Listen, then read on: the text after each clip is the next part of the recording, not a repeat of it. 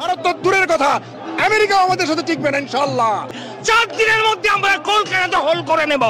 যে যুদ্ধ আমরা করেছি, আমরা শুধু 2 লক্ষ সৈনিক না, আমাদের সাথে 18 কোটি জনগণ আছে।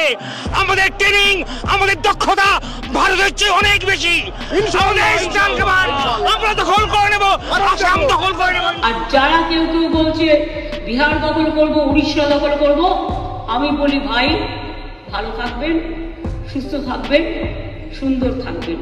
কিন্তু আমি সকল মানুষের কাছে এটা বলবো যে বাংলাদেশে আজকে সত্যি মাইনরিটিজের উপরে যে অত্যাচার চলছে সেটা আমরা কেউ ভালো চোখে দেখছি না।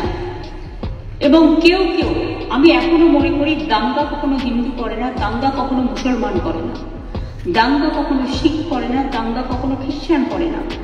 দাঙ্গা করে কতিপয় সমাজ বিরোধী এবং যারা সমাজের বোঝা।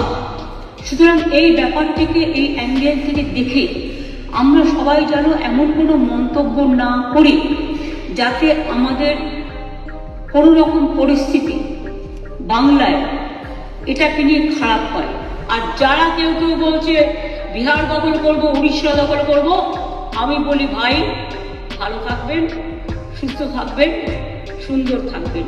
কিন্তু এত বড় হিম্মত আপনাদের কেন কারো নেই যে বাংলা, বিহার, উড়িষ্যা সব নিয়ে নেবেন আর আমরা বসে বসে লালিপপ খাবো? এটা ভাববার কোনো কারণ নেই।